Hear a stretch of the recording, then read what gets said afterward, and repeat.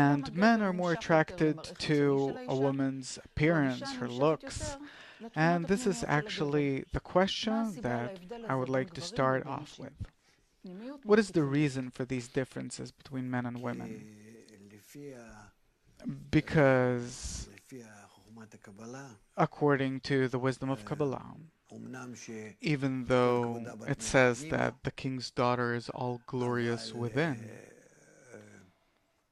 but a woman is chosen according to her personality, her character, and externality, appearance, looks, because our vessels, which are our desires, I don't know how to start explaining these things. In short, our desire is called the will to receive pleasure, the will to enjoy. The will to enjoy in the wisdom of Kabbalah is negative. It's not good. Not good. Because it wants only to enjoy, and a desire which gives and doesn't want to enjoy, doesn't want to receive, but wants to give, it's called positive, that it's giving. So, therefore, beauty is considered or called the will to bestow, to give, and ugly is called the will to receive.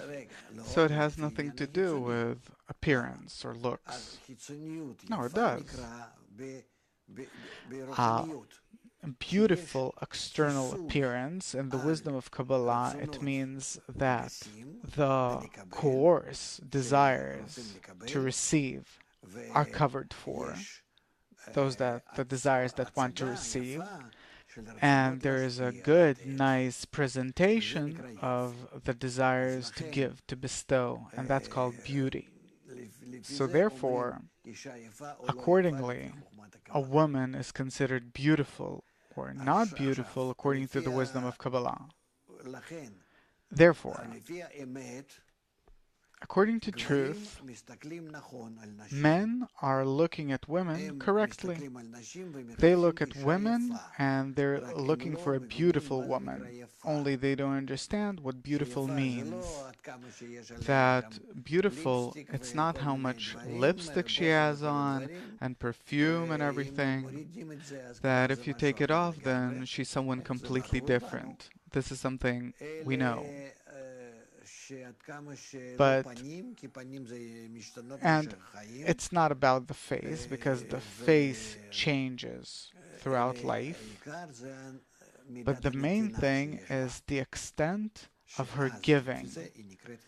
Then, correspondingly, she's called beautiful. That's how it is in the Torah. That's how it is in the wisdom of Kabbalah.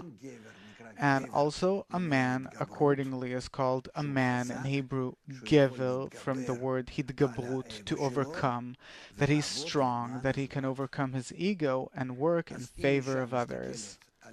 So if a woman looks at the man as a gevel, as a man, how strong he is in working not for himself, but in favor of others, and the man looks at a woman to the extent to which she has the inclination to bestow, to give, and not to receive, then accordingly, men and women choose correctly.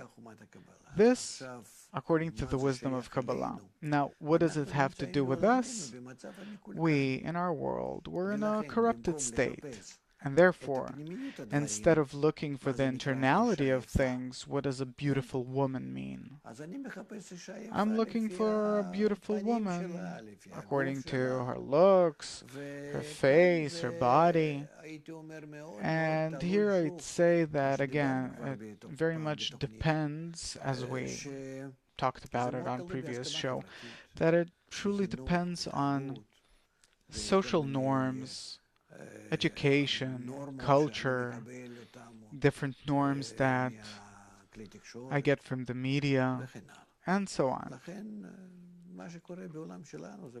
Therefore, what happens in our world is not in accordance with nature or truth, but in accordance with what the media feeds us with, and this is the corrupted life that we live, and no one is content or reaches a perfect state. And really, researchers show that men look for women that look sexy and thin because this is a social norm. 100 years ago, it was the very exact opposite. The exact opposite. What do you mean? Go to some village, which is far away from civilization, and tell some young fellow that's looking for a woman, where are you going to get married? He'll say, what? We have enough women in our village. Why? Because he sees what's before him.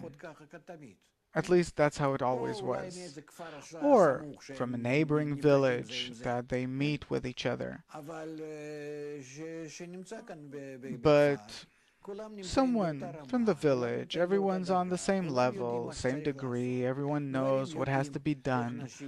The men know how the women take care of them, the women know how the men have to provide them with everything.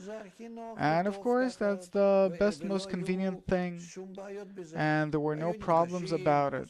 They used to meet, have a wedding, the whole village used to have a wedding, build them a house, help them, and they have children, and so on and so forth. He knows her personality, her parents. He looks at her mother. Of course, she'll be like her mother. She looks at his father, and of course, to some extent, he will be like his father, meaning everything's before our eyes. And this way, the corruptions are minimum. Whereas by us, and then for sure, he's not gonna choose her because she's thin. He'll take a woman who has the ability to give birth easily, that she's healthy, that she doesn't weigh 40 kilos but 80 kilos. So what?